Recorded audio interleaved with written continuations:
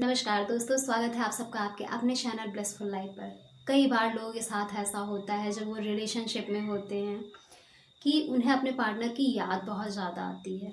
हो सकता है कि वो व्यक्ति अपने पार्टनर के साथ नो कांटेक्ट सिचुएशन में आ गया हो, या फिर रिलेशनशिप एक लॉन्ग डिस्टेंस रिलेशनशिप हो, या ऐसा भी हो सकता है, सिचुएशन ऐसी भी हो सकती है कि आपका पार्टनर अपने करियर की वजह से या फिर स्टडी की वजह से कहीं बाहर चला गया हो, या आप कहीं बाहर चले गए हो, जिसकी वजह से वो कम्युनिकेशन और वो जो एक होता है ना मीटिंग, वो सारी चीज़ें नहीं हो पा रही हों, या फिर कोई भी रीज़न हो सकता है जिसकी वजह से आप दोनों की बातचीत बहुत कम हो गई हो, मिल नहीं सकते हैं, जिसकी वजह से याद बहुत ज़्यादा आने लगती है।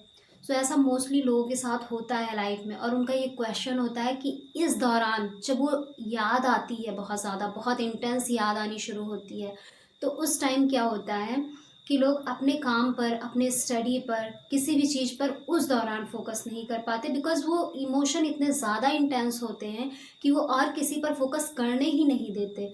और जितना ज़्यादा आप उन्हें रेजिस्ट करने की कोशिश करते हैं, उन यादों को, उन मेमोरीज़ को, उस इमोशन को, उतना ही ज़्यादा वो इंटेंस होते जाते हैं। और ये इमोशन कई बार आपका बहुत ज़्यादा टाइम स्पेंड कर देते हैं। आप उस दौरान कोई काम नहीं कर पाते बिकॉज ऑफ दीज इमोशंस, क्योंकि आप फोकस ही नहीं कर पाते। जैसे ही काम पर फोकस करने की कोशिश करते हैं, तुरंत याद उधर चली जाती है, आपका ध्यान भटक जाता है, फोकस उधर चला जाता है, क्योंकि वो इंटेंस इमोशन आपने आपके सारे फोकस को अपनी तरफ खींच रहा होता है। सो कई बार लोगों का क्वेश्चन होता है कि ऐसे सिचुएशन में क्या किया जाए ताकि आप अपने काम पर फोकस कर पाएँ, साथ में एक जो नेगेटिव इमोशन अगर आ रहा है तो उसे रिलीज़ कर पाएँ। सो आज हम इसी पर बात करेंगे कि जब ऐसी सिचुएशन आए तो कैसे आप खुद को उन यादों से, उन इमोशन से डिटैच करके वापस से अपने काम पर फोकस कर सकते हैं। सो वीडियो को एंड तक ज़रूर देखना। ये वीडियो एक सॉल्यूशन ओरिएंटेड वीडियो है, और अगर वीडियो पसंद आए तो वीडियो को लाइक करें, कमेंट करें, और हाँ, शेयर ज़रूर करें ताकि औरों की भी हेल्प हो सके। और चैनल को सब्सक्राइब करना एंड बेल आइकन प्रेस करना ना भूलें ताकि ऐसी वीडियोस आपको मिलती है। तो आप समझेंगे कि ऐसी सिचुएशन में करना क्या है। हो सकता है आपका कोई एग्ज़ाम हो, आपके लिए पढ़ाई बहुत ज़रूरी है, आप पढ़ाई कर रहे हैं, उस टाइम उस इंसान की याद आनी शुरू हो जाए। या फिर हो सकता है आप ऑफिस में हैं, आपका कोई बहुत ज़्यादा इंपॉर्टेंट काम है, वो कंप्लीट करना है, उस टाइम उस इंसान की याद आनी शुरू हो जाए। या कोई टारगेट है आपका, उससे अभी आपको अचीव करना है, आप पूरा उसी पर फोकस्ड है अपने काम पर, उस टाइम याद आनी शुरू हो जाती है। या कोई भी ऐसा इंपॉर्टेंट काम जो आज के आज आपको कंप्लीट करना है, और उसी टाइम आपको आपके पर्सन की याद आनी शुरू हो जाती है। तो ऐसी सिचुएशन में आपके साथ क्या होता है? क्या आप उनकी यादों को, उन इमोशंस को अवॉइड करके अपने काम पर फोकस कर पाते हैं? अगर कर पाते हैं तो कमेंट बॉक्स में ज़रूर बताना कि यस, मैं कर पाती हूँ या कर पाता हूँ। और नहीं कर पाते हैं तो भी कमेंट बॉक्स में ज़रूर बताना कि मुझसे नहीं हो पाता, और ऐसे सिचुएशन में क्या किया जाए, क्योंकि मोस्टली लोगों से वो इमोशन अवॉइड हो ही नहीं पाते, बिकॉज वो खुद ब खुद आ रहे होते हैं। हम कॉन्शियसली वो चीज़ नहीं कर रहे होते हैं, वो ऑटोमेटिकली सबकॉन्शियसली वो एनर्जी हम तक पहुंच रही होती है जिस पर हमारा कंट्रोल नहीं होता है। बट अब जब भी ये चीज़ें आनी शुरू होती हैं, ऐसे इंटेंस इमोशन हम फील करना शुरू करते हैं, उस टाइम ना तो हम अपने काम पर फोकस कर पाते हैं, और ना ही इन यादों से, इन इमोशन से खुद को बाहर निकाल पाते हैं, और हम जाते हैं उलझ, कंफ्यूज हो जाते हैं, हम उसको रेजिस्ट करने की कोशिश करते हैं। सो यहाँ पर आपको ध्यान रखना है कि जब भी ऐसी सिचुएशन आए, आपको उन इमोशन को, उन यादों को रेजिस्ट बिल्कुल भी नहीं करना है। जैसे ही आप इन चीज़ों को नोटिस करें कि हाँ, ऐसा हो रहा है आपके साथ, आप फोकस नहीं कर पा रहे हैं अपने काम पर, अपने स्टडी पर, because of you are getting the emotions और the energy of your person. तो उस टाइम आपको क्या करना है, आपको अपने काम को पॉज कर देना है, आराम से बैठ जाइए जहाँ भी हैं। ऑफिस में हैं, ऑफिस में अपनी चेयर पर बैठ जाइए, आप घर पे हैं, आराम से अपने कमरे में बैठ जाइए, आप कहीं भी हैं तो आराम से शांति से बैठ जाएं थोड़ी देर के लिए। एक दो डीप ब्रीथ लें, एंड उसके बाद एक अच्छी सी म्यूज़िक लगा लें। आपको इंस्ट्रूमेंटल म्यूज़िक पसंद है वो लगा सकते हैं, कोई अदर सॉन्ग आपको पसंद है आप वो लगा सकते हैं। बट याद रहे कि सैड सॉन्ग या सैड इमोशन वाले कोई भी म्यूज़िक या सॉन्ग आपको नहीं सुनने हैं।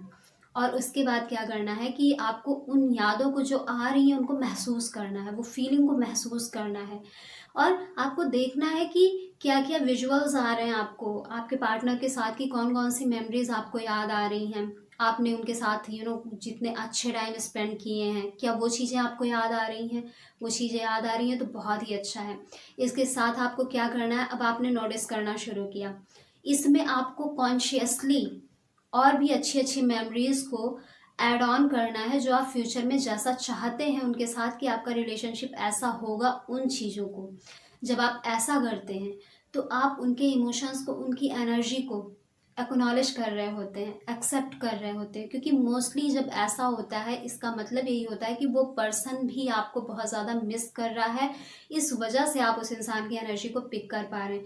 बिकॉज आप उस इंसान से सबकॉन्शियसली जुड़े हैं, इमोशनल एनर्जेटिक लेवल पर बहुत ज़्यादा जुड़े हुए हैं, कनेक्टेड हैं, तभी ऐसा होता है, अदरवाइज ऐसा नहीं होता।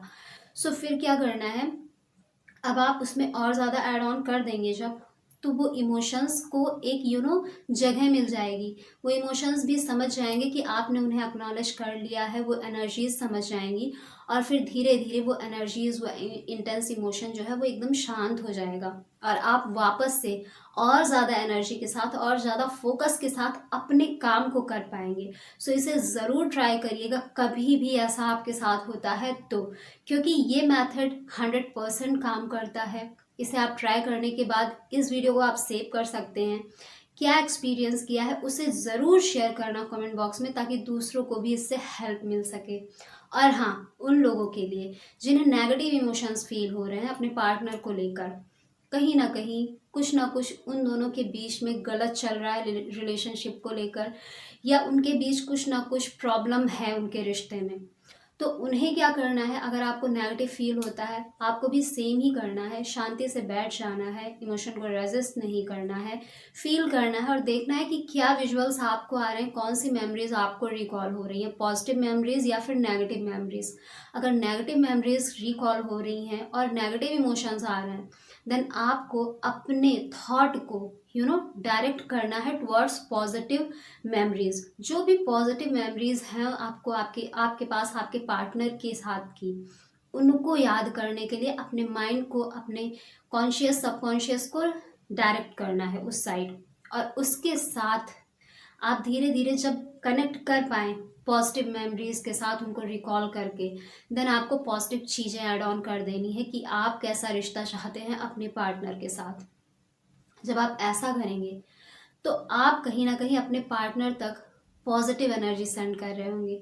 क्योंकि अगर नेगेटिव आपको याद आ रहा है, नेगेटिव इमोशंस फील हो रहे हैं, दैट्स मीन कि रिश्ते में प्रॉब्लम है, और आपका पार्टनर नेगेटिवली आपको याद कर रहा है और वो नेगेटिव एनर्जी आप तक सेंड कर रहा है।